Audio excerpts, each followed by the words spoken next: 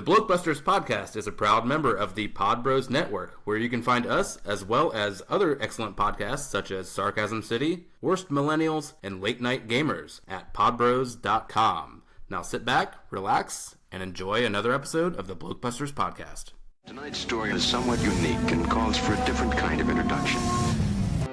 Who's going on? Today we are canceling the apocalypse! Wait a minute. You ain't heard nothing yet. And this is? Lilu Dallas Multipass. Frankly, my dear, I don't give a damn. Houston, we have a problem. Have you tried turning it off and on again? Gentlemen, you can't fight in here. This is the war room. Now, where was I? Welcome to another episode of BlokeBusters, but could that be Baka-Busters? I actually don't know, because we don't know what we're going to call this one yet. It's kind of an offshoot, as it were. Yeah, I made it up to insert the thing here. But yes, this is something that I've been kind of thinking about for a little while. I know that Brian, who unfortunately still is not back yet, he is not the biggest anime fan, whereas I am. So I was trying to think of a way of getting that into the podcast as something that someone else might want to listen to. And my good friend Pat, who recently helped talk about Infinity War, is also a big anime fan. In fact, he's a bit of a bigger anime fan than I am. So I felt, why not have him come on? What? I know. We could talk about it. So, first and foremost, get the boring stuff out of the way before we can get into this. So, yes, obviously you can find us through social media on Twitter, Facebook, Instagram, Vero. Just search BlokeBusters. We're there for all of them. You can email us at theblokes@blokebusters.com. You can go to blokebusters.com. It looks quite nice, if I say so myself. And you can go to podbros.com and search for us, as well as a whole bunch of other shows on there. So, with all that being said, welcome back. So is this the part where I start sharing my personal information, like social security number, my personal phone? I will leave it up to you as to how much you feel comfortable sharing. Sorry. That's all right. You're new to it. You'll get used to it. But yes, so how you doing? I'm good today. I'm really excited to talk about this subject because, like I said, very few, even when I said when it comes to comics and even animes, like not very few people I can have open discussions about this because I really think it's a comics and anime are like one of those it's kind of like accepted but also like a taboo subject for some people for some reason. You know, and I've always felt like, no, it just depends on what you're watching, what you're into. So, yes, there are some areas of anime that, much like areas of non-anime things, are very, very, very, very taboo in some places. So, yes, just a little bit. So, we'll kind of touch on that a little bit, I'm sure, just when we're talking about it. Because first and foremost, what we wanted to cover, because it's actually a very interesting question, is what is anime? Because I know some people don't fully get what is considered anime, and I think that's because, especially now, there seems to be a little bit of a broader understanding of what is anime, unless you talk to purists, at which point there is a very, very narrow understanding of what is anime. So yeah. I figured I may as well ask you, first and foremost, what do you consider to be anime? What makes an anime an anime? True traditional anime to me would be anything that is made from material found in Japan, Korea, any of those overseas, and that has been modified from either manga, light novels, or whatever, and then converted into a visual story, right. And that could be subtitled or dubbed for our enjoyment.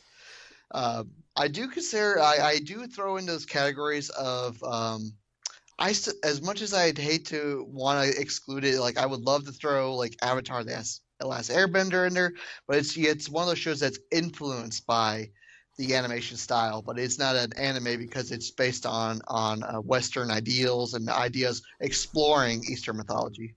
Okay, very interesting.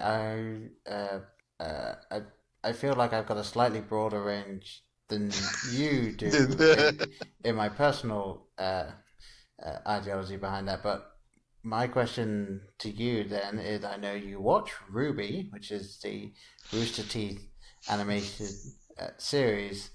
Yep. Do you consider that anime? Because as far as I'm aware, and as far as Rooster Teeth is aware, Japan considers this an anime.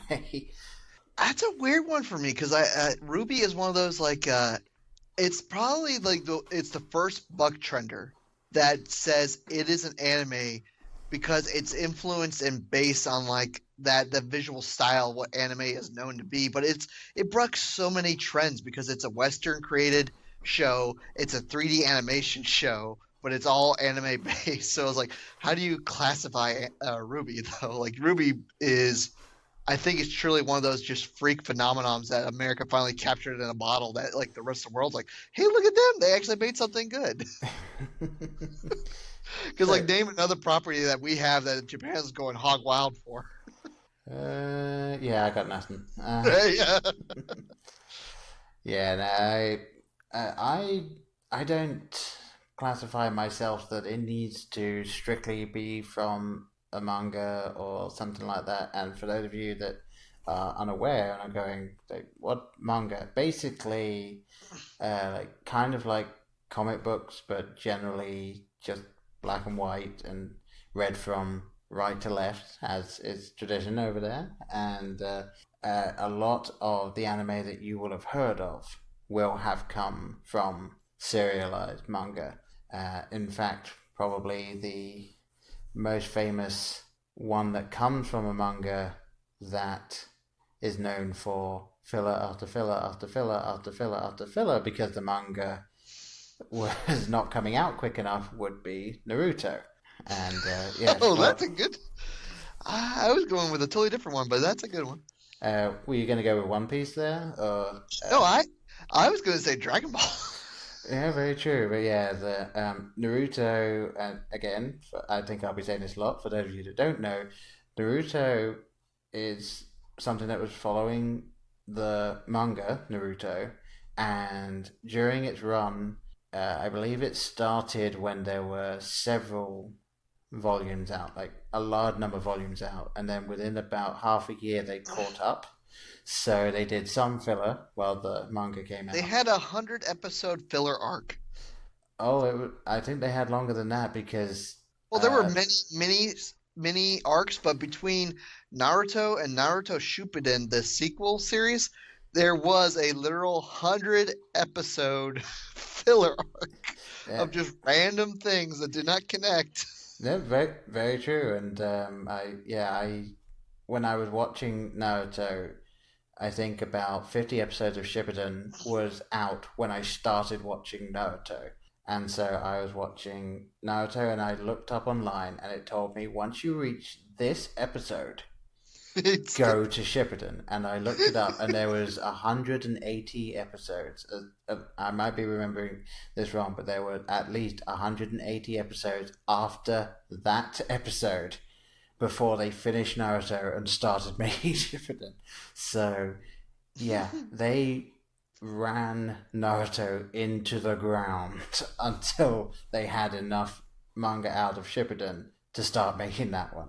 So I think it's called making your profits end, just milk it to the bleeds. But yeah, so yeah, I do think that it is more the art style and the sort of feeling behind it that classifies what anime is. So I would consider Avatar: The Last Airbender to be as close to anime without actually being anime because it is so much in the Western style. But I do consider RWBY to be anime because it so perfectly encapsulates that style and that sort of, especially the zaniness that you get in a lot of anime and a lot of Japanese style stuff. It just so perfectly has that. Well, we could spend a whole nother episode on what because like RWBY does fall into that category because it does use a lot of the tropes, the quirkiness, the oddities that you find in your typical anime, but not to an annoying extent like some do. So like it's like I said, RWBY is one of those odd phenomenons that like broke the trend, and it's like, yes, we stand confidently here with a 3D Western animation show that everybody will accept as anime. Yeah, it's so weird, and try not to tangent too much. I've seen some of the videos that Rooster Teeth have put out where they've gone to Japan and met the Japanese voice actors for RWBY, and the Japanese voice actors, when they learn who Miles and Kerry are, they're just like, "You write RWBY? Ooh, yay!" Like, they're so excited about it. Senpai. Yeah, I'm not even going to start explaining that. If you're into anime, you know exactly what just happened. If you're not, don't worry about it. Well, it'd only get creepier if they just start going, Nissan. Yeah. Or is it Nissan or Nichan? I can't remember what sibling is. It depends on which one you're that's talking right. It's like about. depending on the gender, it changes the... Yeah, because I believe Nissan is a sister talking to the brother, and Ni-chan is the other way around. I think. Not being fluent in Japanese, I don't know. So you would wonder, like, after you watch so much dubbed anime, you're sort of like, you catch on to a few words, but then you're like, you would think after watching this for so many years, I would be able to speak this language, but nope.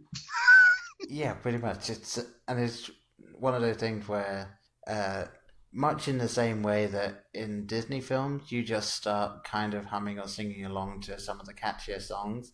In anime, you will find yourself singing the 3 words of Japanese that you know in the theme tune. Like, you'll just kind of, and then you'll just belt out the one of my favorite things to do now lately is to, there's a huge trend of this online, but you can go find YouTubers who take Japanese, like the anime songs, and then they like dub them as English versions, but get it very accurate to the original. Like, oh, that sounds so good, and I can actually understand what I'm singing. Well, that's kind of cool. I mean, I'm a big fan of Rammstein, which is a German industrial heavy metal band, and so I'm used to singing a language I don't understand and enjoying it. So I'm fine listening to Japanese music as is. I'm but fine too. I will check that one out. I think I'll have to look up that. Yeah. Right. Okay, so we've explained what what anime is. By the roughest definition, but like. Yeah, so I'll double back to something I just thought of, but for right now, yes. So what we wanted to kind of start out with now that we've sort of explained what anime is asking the question of what was your first anime, and I have a kind of a clarification here because I have written down what my first anime was that I knew was an anime, and I was specifically sitting down and watching it as like, okay, anime, here we go. Because as a kid, there's the Western versions of anime, and I had no idea what anime was, never heard of the term. Because of how I consumed it growing up, I had 2 separate ones there. So I don't know how you have it down, but so what was the earliest anime you ever saw, regardless of whether or not you knew what it was? This is going to sound weird even for people who are fans of anime. My first ever anime was Interstellar 555 by Daft Punk. Okay. Yeah. I know of that one. I've not seen it, but I know of it. I know that it's the guy and the girl, and there's no dialogue. It's just a song. Well, right? no, here's the cool part about it. So, like, I remember I walked into... My brothers were they've always been big music fans. Right. So they would always had, like, you know, MTV or something like that growing up. That was, like, what they always had on. And I remember one day we were all just sitting there having it on in the background. And I remember Daft Punk comes on with their... And, like, the whole... They did one whole movie, and each song of their album is a anime video. And it's telling one consistent story. And I remember just seeing the music One More Time by Daft Punk, and I watched it. I like, this is a really cool song, but this anime is just blowing my mind. Like the visuals, it shocked me with how like super cool it was, because like it's just like it was this happy go feeling thing, and then by the end of the video, everyone on the planet is being attacked by these dudes, and you're watching the music players running for their lives, and then it just ends after they're all kidnapped. I'm like, what happens next? And I remember being like devastated as like, I think I was like 7 years old, like devastated, like, what happens now? I couldn't cope with the idea. Like, I didn't know what was happening. I like go to my brothers, like, what was that I just watched? And they're like, we have no idea what that is. And I remember going years not understanding what I had watched. Like, but I remember like the sense of longing I had to find out what it was. And but yeah, I'll stop there and I'll go further once you tell yours. All right, sure. Well, I've written down 3 that I most remember from when I was a kid, and I would say that the 3 that were the biggest for me were Dragon Ball Z, There you go. Pokemon, and Tenchi Muyo. Oh yeah, the harem show. Yep, the harem show that I had no idea was a harem show until I grew up and started thinking about it. No, funny thing. I almost lost a friendship because of Tenchi Muyo. Really? Because I knew it came on every day at like 4:30 in the afternoon, and I was at home, and most of the time in the neighborhood I lived in, like all my friends wanted to hang out, and that was the time when we were all able to still hang out before we had like evening plans with families.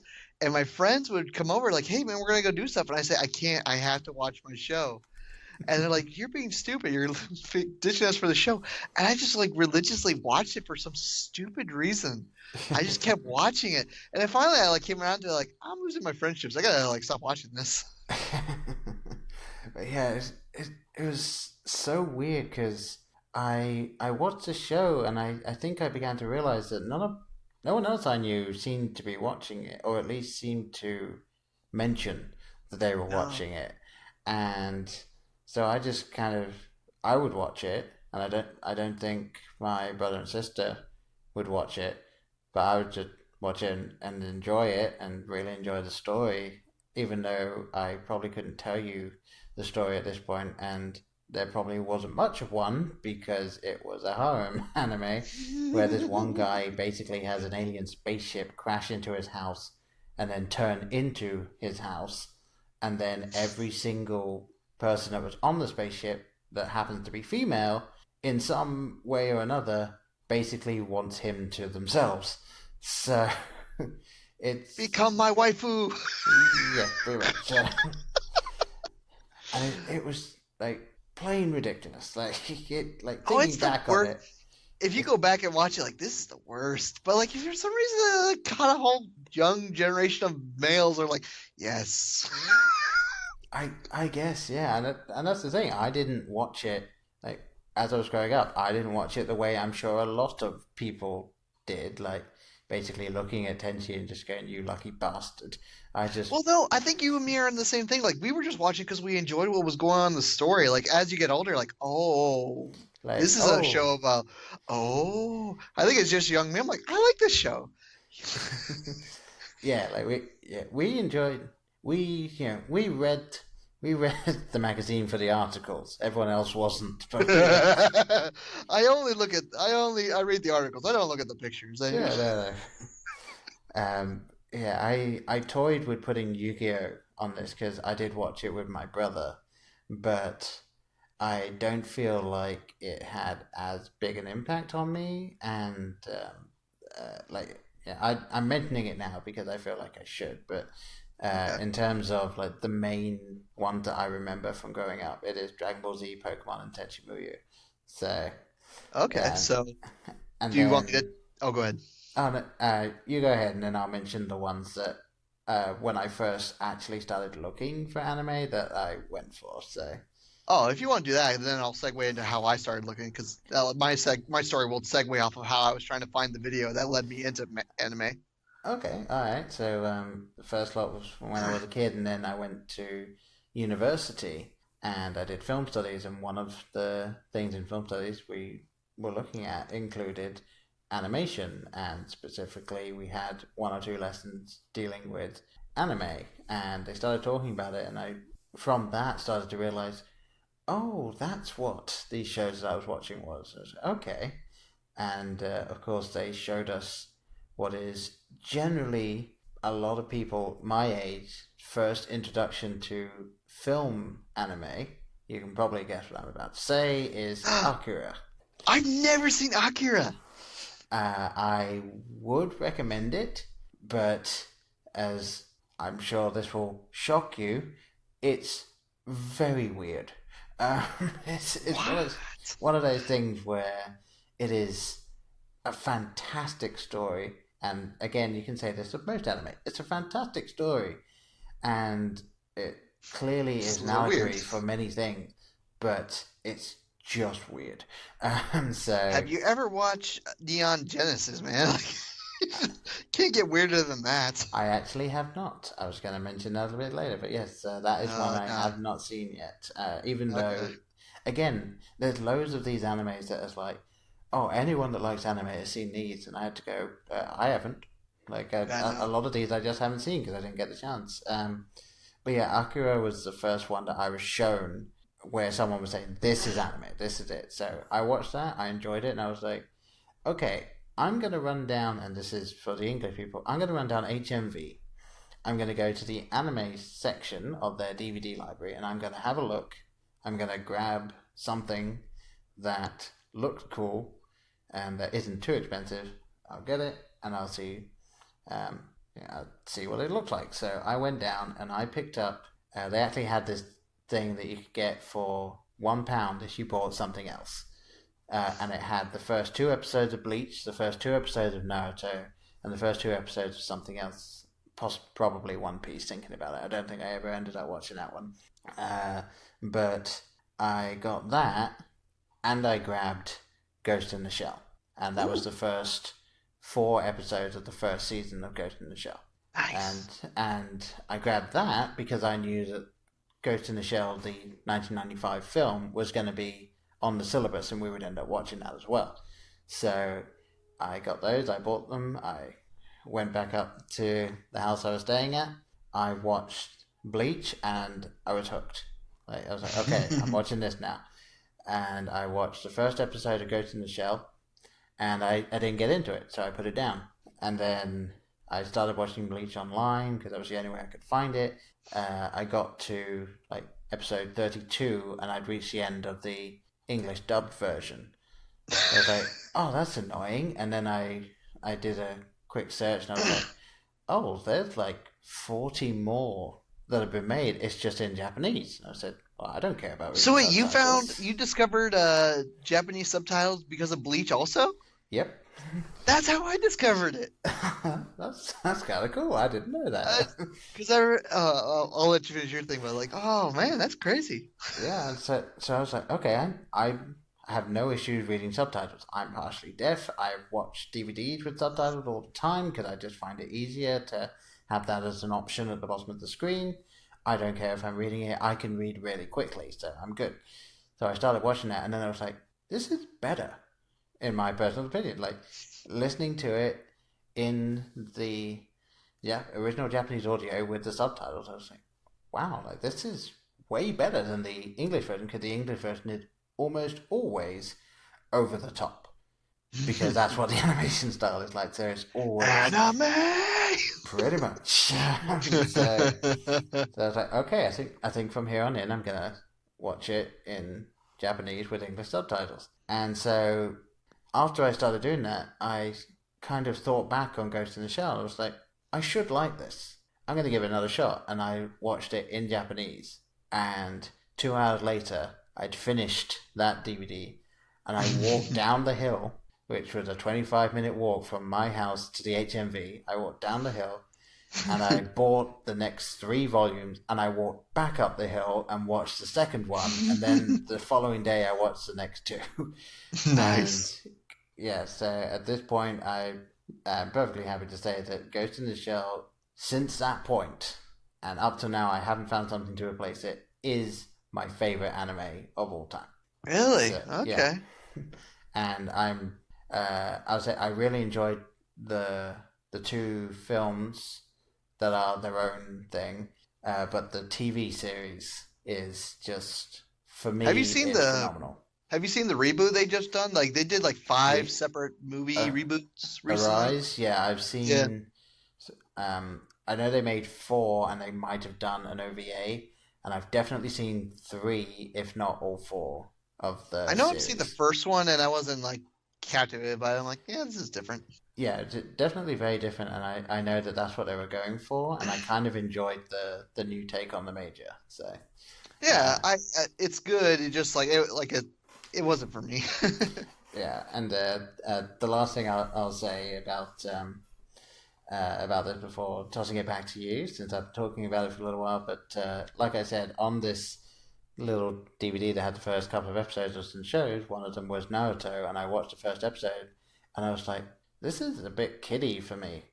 And then after I finished Bleach, I was like, you know what, I'm going to kind of do a little bit of research on Naruto, because they put them together, like, for whatever reason, I don't know, and I looked it up, and I was like, oh, you know what, I'm going to give this a shot, and that was another show that, like, about a year after I first ran into it, it was like, okay, I like this. Like, yeah, I'm finally giving it a chance.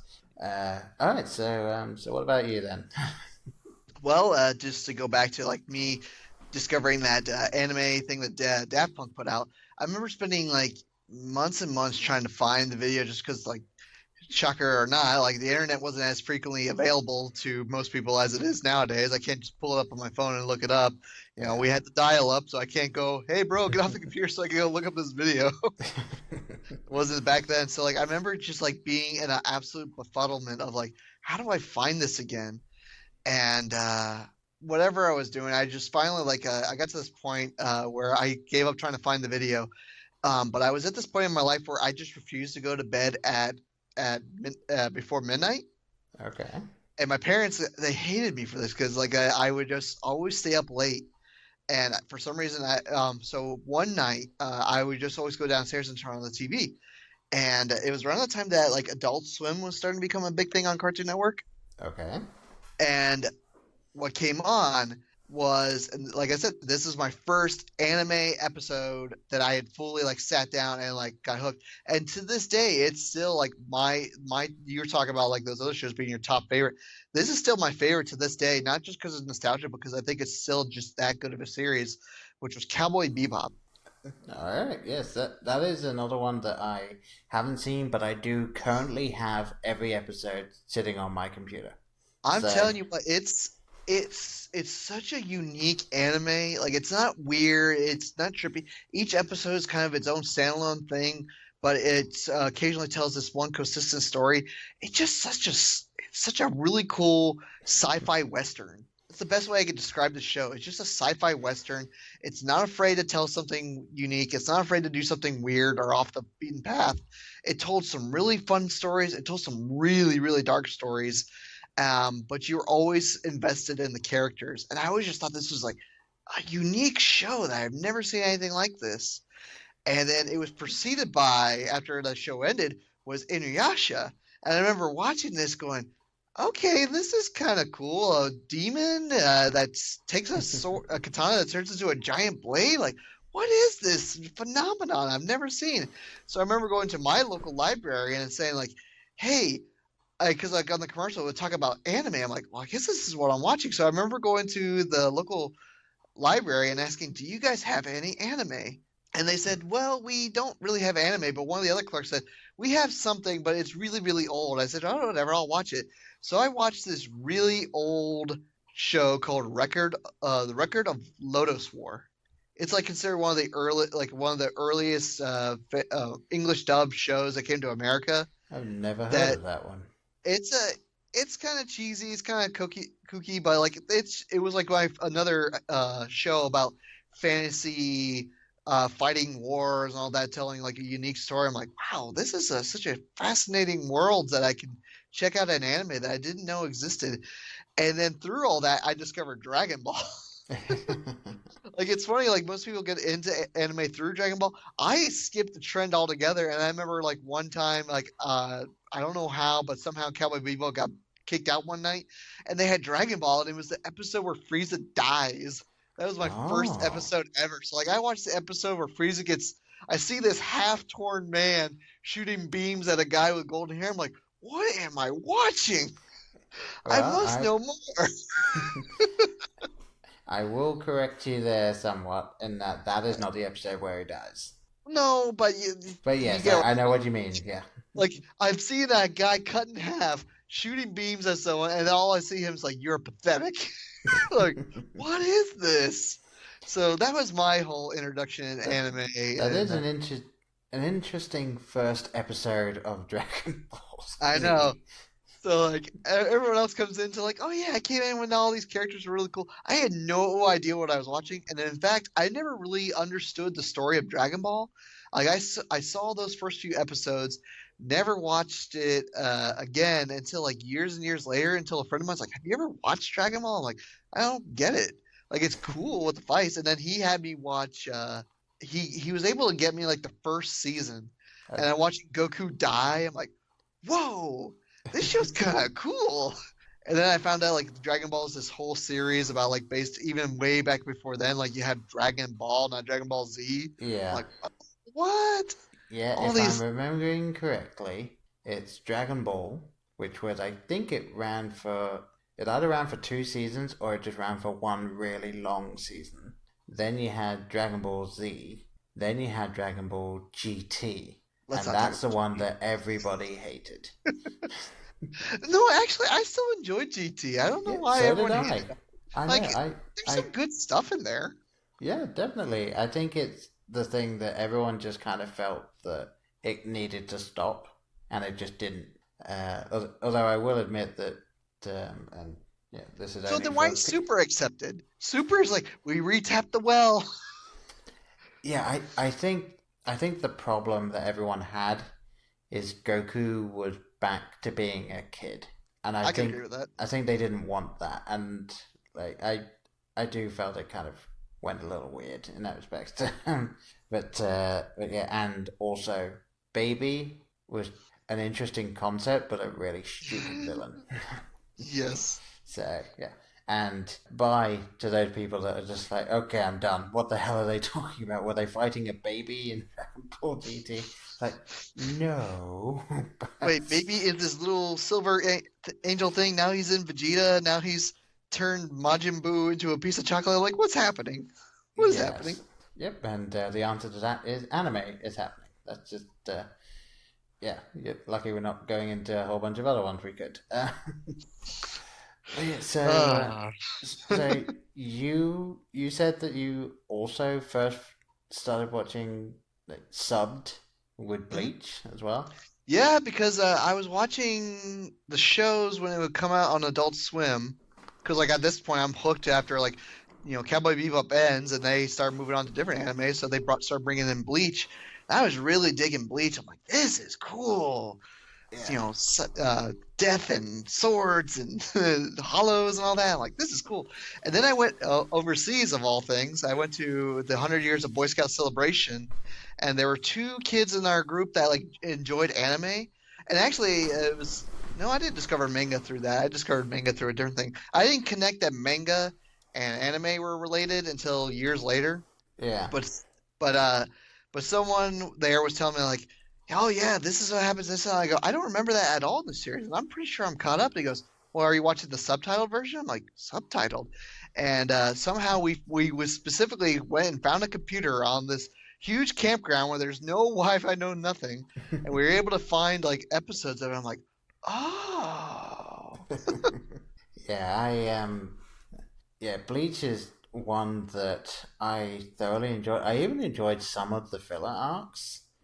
I thought that the Bound arcs were actually fairly good, and the arc where all of the Shinigami's Bankais became sort of personified characters. Yeah, I thought that was actually a really cool idea, especially since we still didn't get to see Kenpachis. So I still need to go back and like sit and finish Bleach, like not just the show but the manga, just because you do. Yes, because in the manga you finally get to see Kenpachi's bunker. Don't you dare spoil it. I gotta see it. I'm not going to tell you anything about it. I'm just saying you get to see it. Which I'd be stoked to see. Oh yeah. No, it's as good as you would expect. Like, no, the only thing I don't look forward to catching up with Bleach is like it falls in that category of Dragon Ball where like how much stronger is Ichigo? Yeah, I mean it kind of is like that. But the fun thing is that the strongest character in the series is still the strongest character in the series. And the fun thing about that is it's not the main character. Wait, is it Chad? I love Chad. It's not Chad, but no, yes, Chad. I love Chad. If anything, that was kept me invested in the show. As I wanted to see the story about the guy with two weird arms. Yeah, that was. Like, I'm so invested in this weird, bulky dude. Yeah, I don't really want to say who it is because it is actually a spoiler for the series. So anyone that hasn't seen it, I'll sit down and read it eventually. But no, it's. I do want to touch on one thing. You talk about Naruto. I have never enjoyed Naruto, and this is coming from a guy who actually I watched through all the way through that 400 season or 300 episode, including the 100 episode filler arc. Got to Naruto Shippuden. I sat through all of it and watched it all. And that didn't burn me out of it. I never could get into it. I made myself sit down and watch it because all my friends who were watching anime were digging it, and I could not get in. No, I just realized we got to start getting into our likes and dislikes. So, like, Naruto is one of those things I do not like. I can't get into it. I even so far as I read from beginning to end, and this was like 2 summers ago.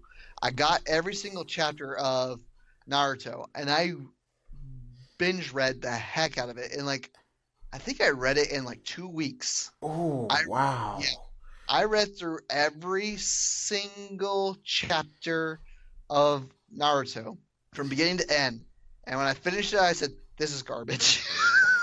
Wow!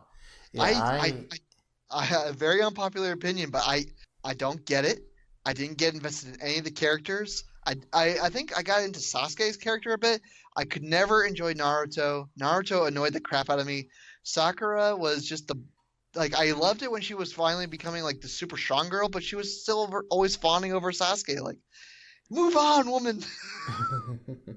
Like, you have super strength beyond all comparison. You've just become an OP character, and you're still like, Sasuke. I assume that you haven't read any of the Boruto manga then. No, I couldn't. And I'm hearing good stuff about it, but like again, if I couldn't get into it with the first stuff, why would I bother getting into it with these kids? No, I'd say it is very much the same as like the original Naruto. It feels kind of the same, and plot then, like and they did show it in the last manga for Naruto, so obviously you would know this, but yeah, I know all the kids. Sakura and Sasuke are married in it, so. Yeah, and Sasuke's like a wandering nomad trying to redeem himself, but he's like a dropout dad that occasionally pops back in. Like, oh, good for you. Yeah, pretty much. I'm glad that you can work this out though, so this is okay, but all right. Yeah, I will say that seeing Naruto in the Boruto manga is actually kind of cool because he's grown and he is now having to be the responsible one, and it's kind of cool to see. I can get behind. I like that idea of the character growth because he did seem like a pretty matured character by that point, but I really couldn't get into it. I've tried to understand it. I really, really have tried. I cannot get into Naruto no matter how hard I've studied it, understood it, get it. I just don't. As much to shock to all anime fans, like, what? Like, no. Yeah, fair enough. And that and Neon Genesis. Just because I have no idea what I watch. I've watched from the beginning and Neon Genesis, and I go, I have no idea what happened. Yep, fair enough. He's the robot. His dad is dead. Like, everybody's dead at the end, and now they're having an existential crisis. What is it? What am I watching? Am I tripping on acid? What happened? Possibly. No, you don't know. And that's the craziest thing. People can say like, yeah, you probably are. I'm like, that's not an interpretation. That should not. If you're having to guess yourself on what I just watched, then you're not watching something that's coherently telling you a story. Yeah, no. Okay. Yeah, it's kind of like the Porygon episode of Pokemon that got banned because it sent 300 Japanese kids to hospital with seizures. Nah. Alright, so... Any anime that you disliked? Yeah, well, I've got 2 written down. One of them, I think the main reason that I hated it is because I really, really like Pokemon. Mm-hmm. Can you guess what I'm about to say?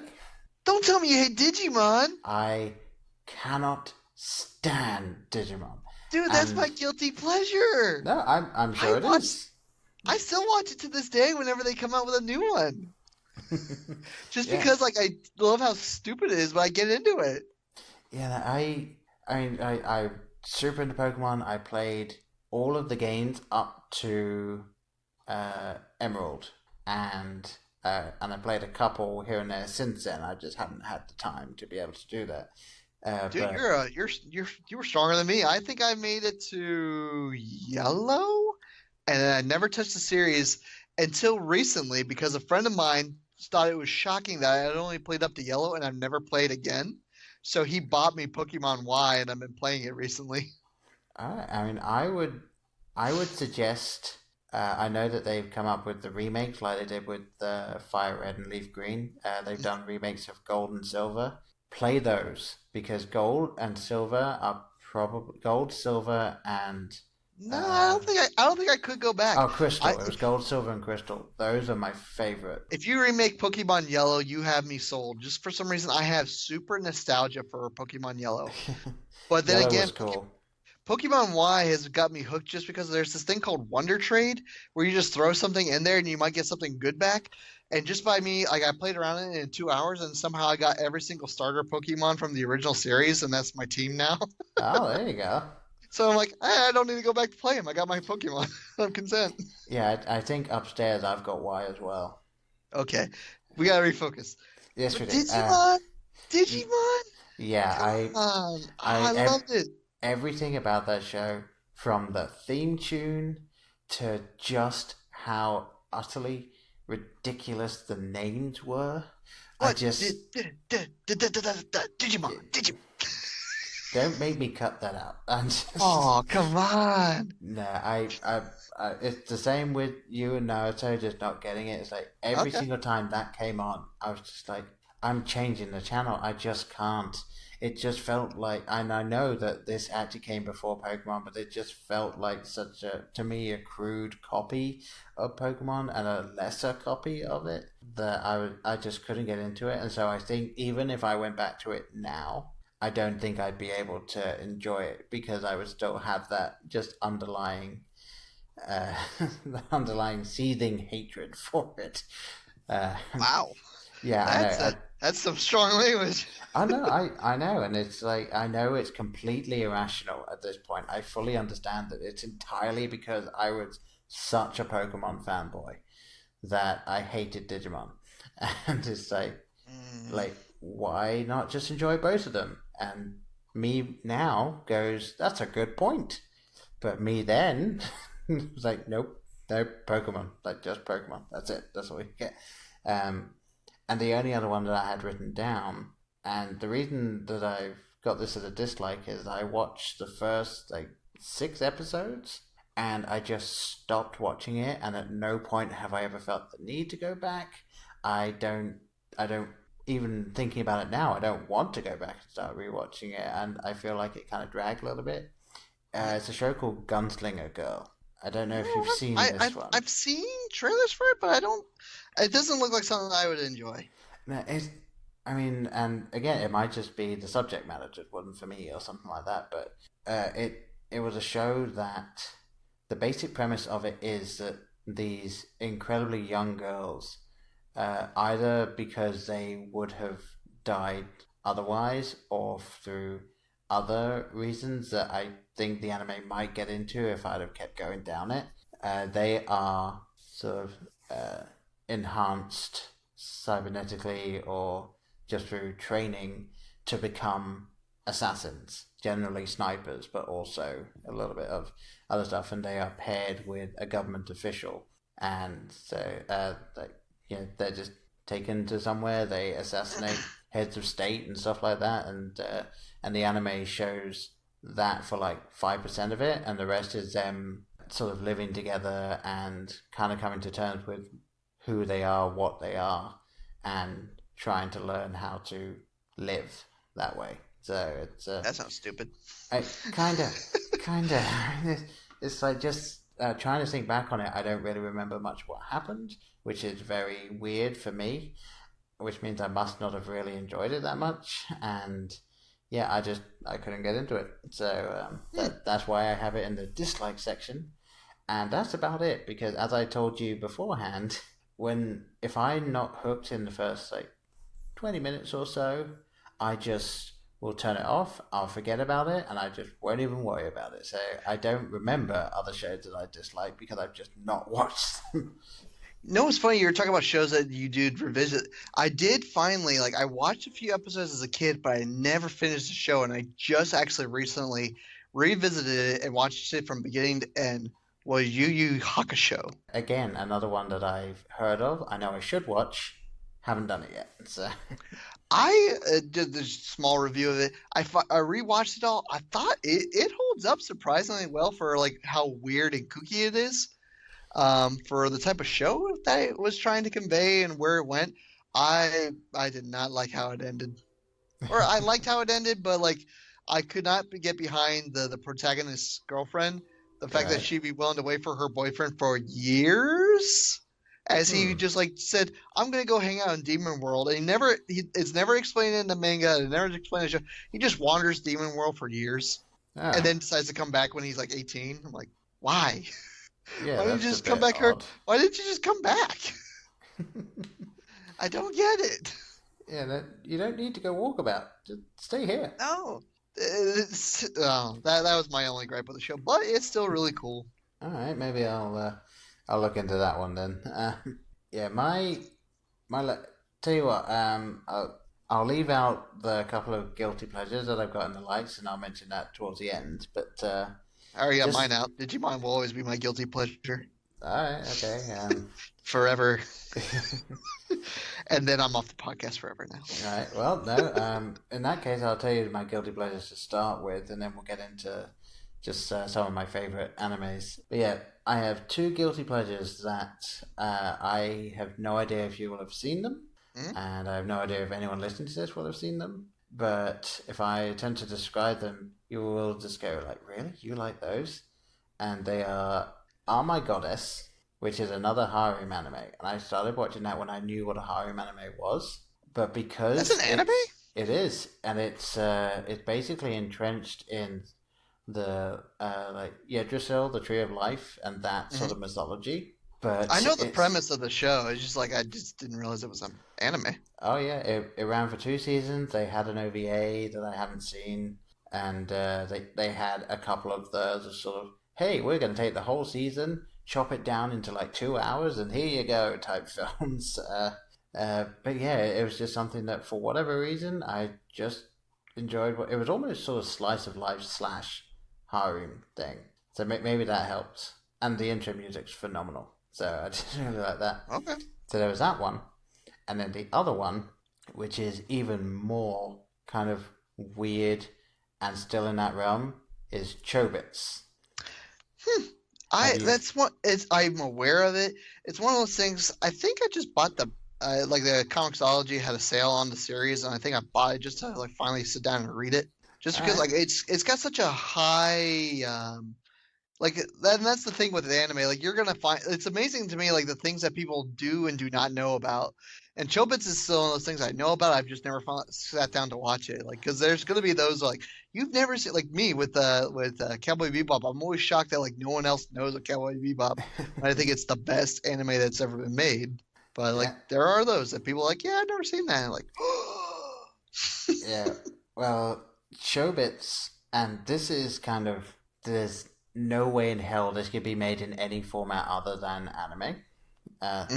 Chobits, for people that don't know, there are basically androids that are walking around, and they're called Persicons. They are personal computers, and they talk, they look relatively human, and they'll follow someone around. They're really expensive if you want some good ones. And this guy who is a university student who basically broke finds one randomly in a skip, so a giant rubbish thing out the back of somewhere. So he takes it home, just like, well, hey, free Persicon, I can finally use one.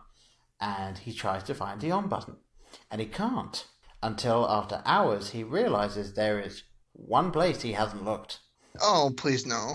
Nope, I know, that was the thing. They got to that point, and I was like, I'm going to give this the rest of the episode. Like, I'm going to get past this bit, I'm going to give it the rest of the episode, and that's it. And I got to the episode, and I was like, okay, you still got me. Yes, the on button was there. Oh, come on. And for everyone, just so everyone knows, they don't show anything. It's not that type of anime. It's not.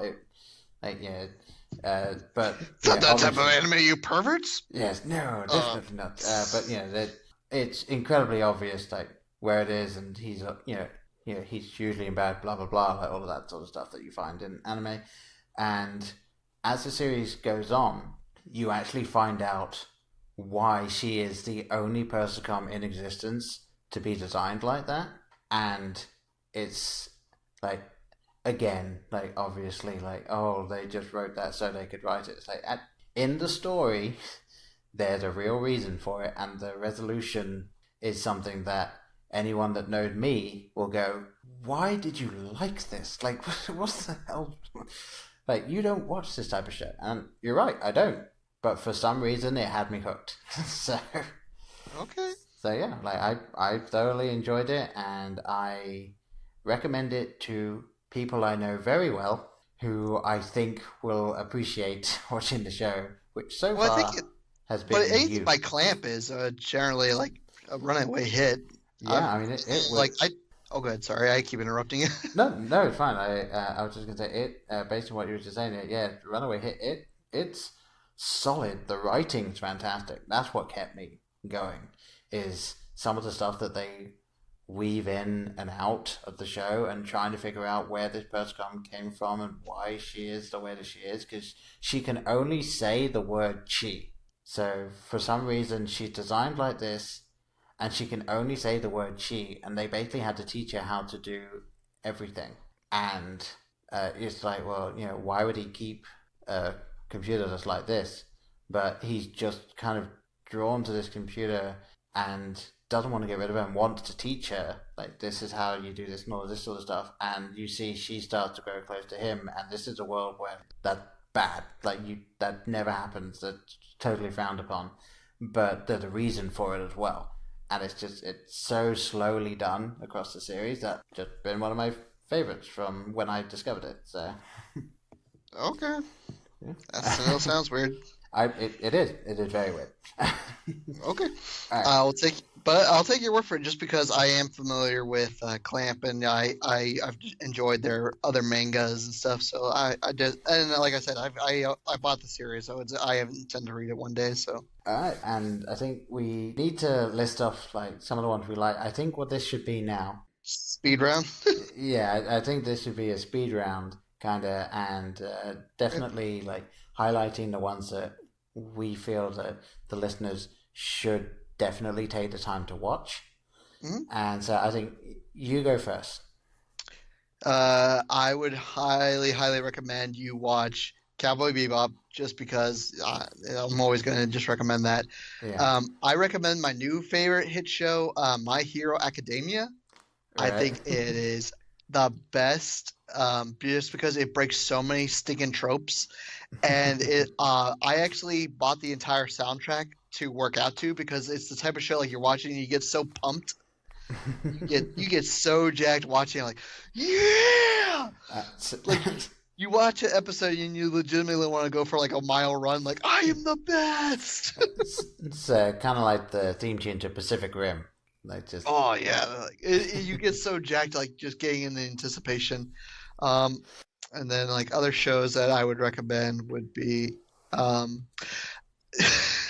anything by Trigger. And by Trigger, I mean Gurren Lagann, Gurren Lagann, My Little Witch Academia, and Kill la Kill. I'm genuinely shocked that you've seen My Little Witch Academia, because I've heard many things about that show. Bad? I thought it was I think it's a fantastic little. Oh, I'm anime. thinking of Madoka. Kill la Kill? No, I'm thinking of the Madoka show, the one where. Oh, I've never seen. I know you've watched it and you told me to check it out. I still gotta watch it. I haven't watched it, but from what I've heard of it, you shouldn't watch it. Oh, really? Okay. Yeah, just based on your particular feelings on certain themes and stuff. Like you should avoid that one. Fair enough. Yes. Did you have any more that you wanted to list off? I don't really. I really could spend forever on like recommendations, but I recommend those just because like I love Kill la Kill because it's a supreme funny comedy on the analysis of the Sailor Saga, if you get what I mean by that, which is basically it pokes fun at the magical girl genre. Right. But at the same time, it satires it in such a unique way. It is super over sexualized, but the show is constantly making fun of itself that you cannot stop watching it because like it's super self-aware that it's trying to make you laugh, and like it acknowledges like this is super dumb. Now follow us into the cave. You'll love it, and you can't help but stop. You can't stop watching because it's so good. And I just like anything by Trigger because like the other shows they put out like Gurren Lagann and all that, like it was such a unique and in-depth story that has a lot of action. It's super dumb, but again, it was like something about the characters in the show that like it's so endearing. You just gotta keep watching. And like I said, with My Hero Academia, it's the most non-anime I've ever seen that you just can't stop watching. Much like One Punch Man, but One Punch Man is such a unique phenomenon.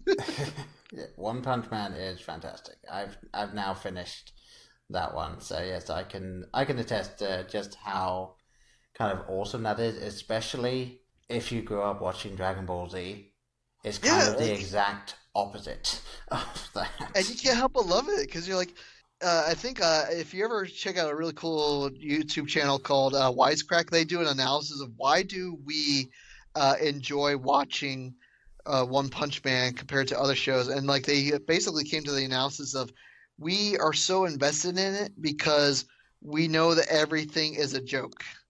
Like there's no stakes, and because like you're so used to the stakes being there, you're like, and then when they because they spend like episodes building up these other characters who are struggling and fighting so hard, and he comes in and just blows all the air out of the balloon. You're like, okay, that's funny now. Yeah, it's kind of like in Futurama. There's the episode where I think it's called Time Keeps Skipping, or like Time Keeps on Slipping, or something like that. And it's when the Harlem Globetrotters or something like that. It's they come down and they challenge Earth to a basketball match, and apparently the studio was telling them like, there's got to be some stakes behind it, and so their response to that was to write in someone yelling out like, what are the stakes? And their response is nothing.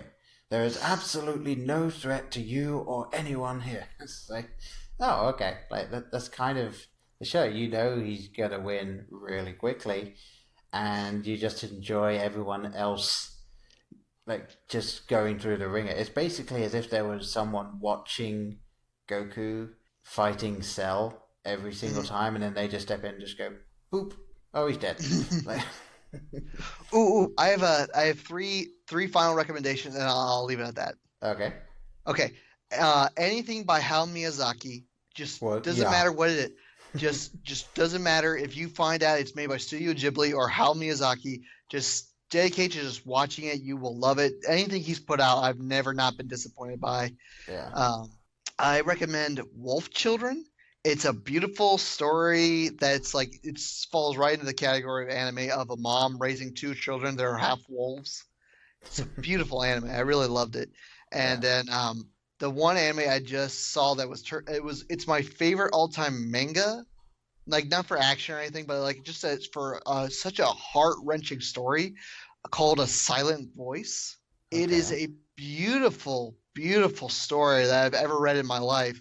And I've heard nothing but high praise about the anime, so I'm super excited for when it finally gets released. But the concept of the book, but that got turned into a movie, is a boy who bullies this deaf girl for years and years. He bullies her for years relentlessly to the point where he becomes ostracized by all society, and he finally recognizes that he became this horrible being. So he decides that he must redeem himself and restore the people in his life who he's destroyed by his reckless behavior before he attempts to kill himself. So to redeem himself with the girl, he on his own, he's a very poor kid, but he learns to speak sign language and helps her to gain a voice with her friends, helps to restore the balance within his own family, and restore these broken relationships with other people. It's such a beautiful and tragic story of the analysis of this kid and all the people's lives he's interacting with and where the story comes and goes. It's just so beautifully done. Wow. Yeah, that sounds very cool. Yeah, so I'll leave it at that then, and I'll call it a day on my recommendations. All right. Well, yeah, I obviously had Ghibli down as well, so I won't bother mentioning that one. My likes and ones that I do recommend people go to see, Full Metal Alchemist, both of them. Ooh! Dang it! Dang it! Ah, good one. Yeah, both of them. Watch them. And they're both phenomenal. Oh, gosh.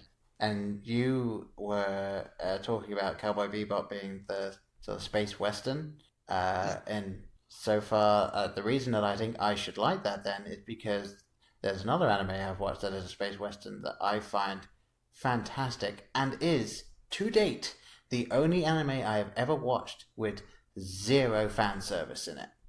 And for those of you that don't know, again, stay with me, fan service is something where there is a character in it that is in it specifically to pander to an audience. Yes, it can either be the breasts are quite large, otherwise known as plot, if you're if you're online in any way, or it can be, let's say, or in High School Host Club, a lot of the characters are shirtless for most of the episodes. So yeah, obviously aimed at women there. So all of this sort of stuff. But yes, like I said, this is the only anime I've ever watched with zero fan service in it. Not a single piece of fan service in it. And it's called Trigun. Oh, good one. Yeah, like it's that story. It's one of the best stories of an anime I've ever watched. And it's so tightly done. And I know that it's different from the manga. I just haven't read the manga. Oh, I know. So, dude, I love that priest in that show. That priest was the best. I loved his character. Yeah, Wolfwood, brilliant character. I had Naruto down. Obviously, you're not a big fan, but I feel if you're able to watch Naruto and Shippuden without the filler, especially Shippuden as it gets like halfway through, I felt when they started changing the anime style for the fights, I just loved watching that. Especially, I think, in my opinion, the best it ever looked was Naruto's fight with Pain. I felt that anime style was just worked so well. But that's just me. There's a film that I recommend to anybody, and this will make you laugh your head off because it is written and directed by the guy that created Digimon, and it's Summer Wars. And, you were telling me about this the other day. I gotta sit down and watch it. I have it on my queue now on Verve. So yeah, I heartily recommend it. It's actually a really good, in my opinion, a really good introduction to anime because it's got two different styles of animation within it, and it's kind of a good way of looking at it. Like, look, it's got the Japanese culture down, so it's kind of an interesting look into that because a lot of anime is so steeped in certain traditions or cultures from Japan that if you don't know a little bit of that, you might not get it. So there's that.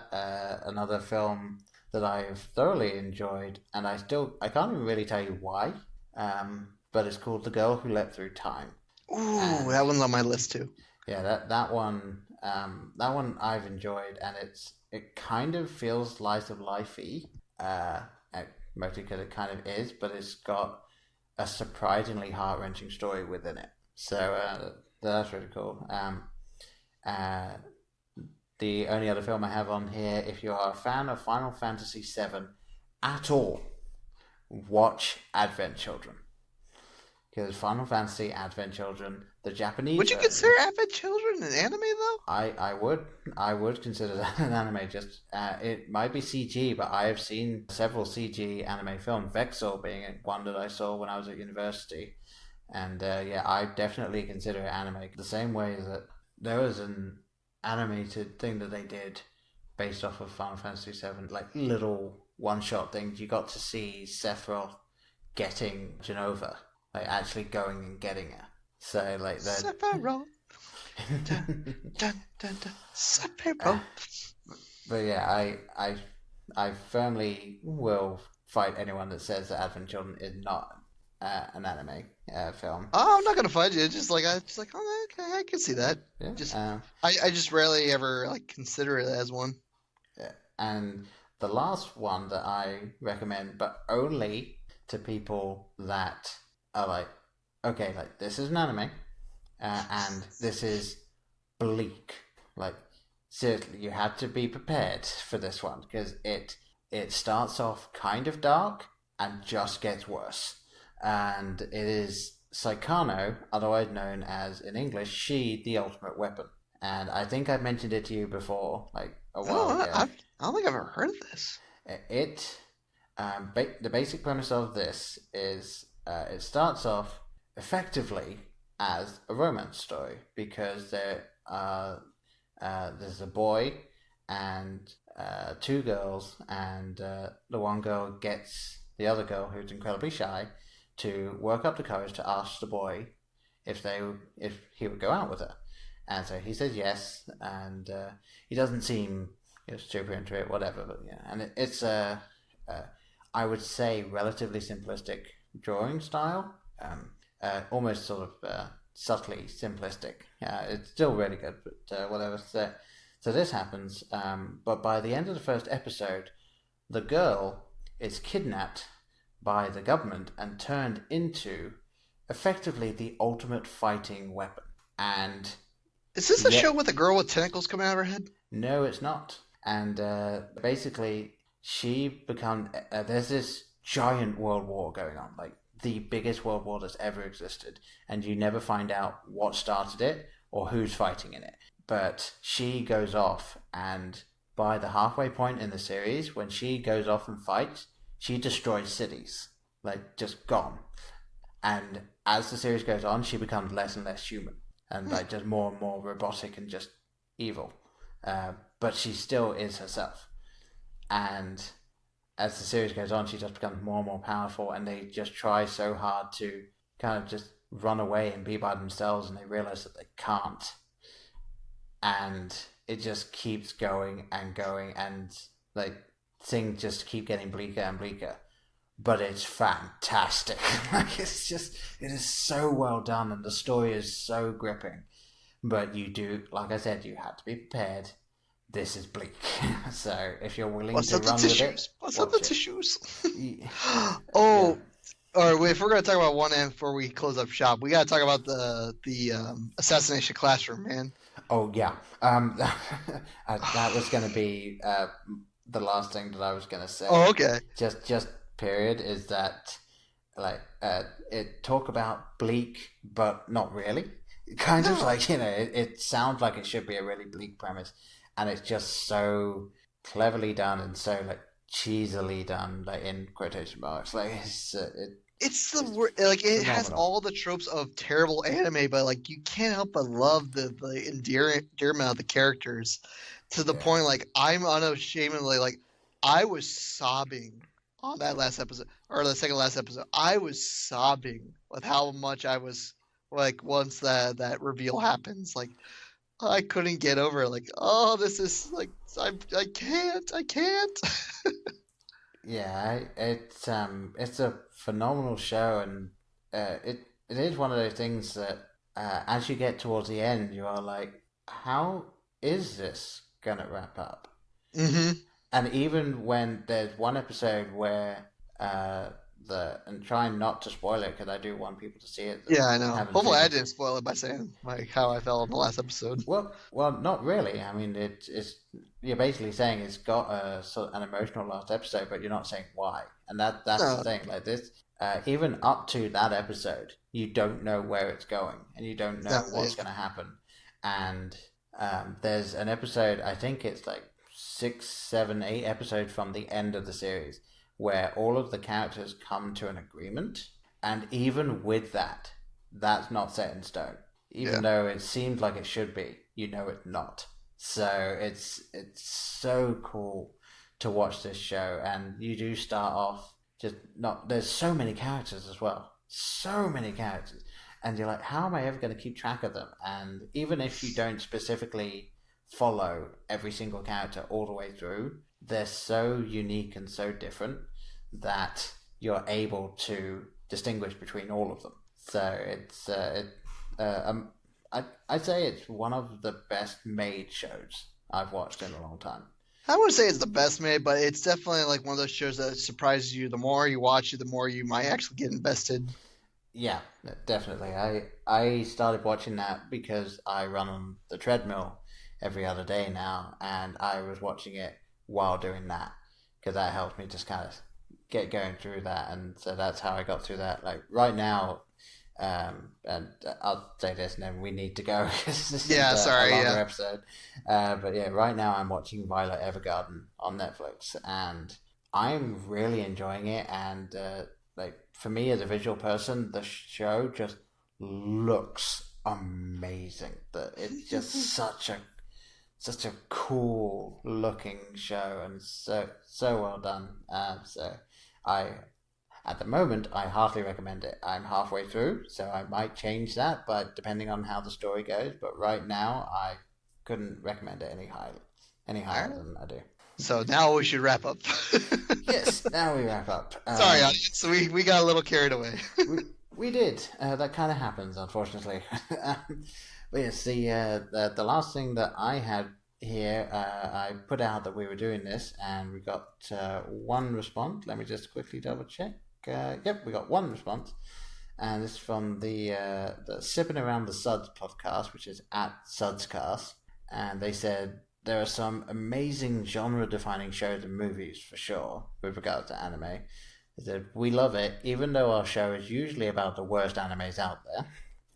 And they said our favorites include Ghost in the Shell, good man. There you go. Elf Princess Ren. I'm actually not sure how to pronounce it. It's Rane, but I've also seen it as Ren. So I'm going to say Ren right there.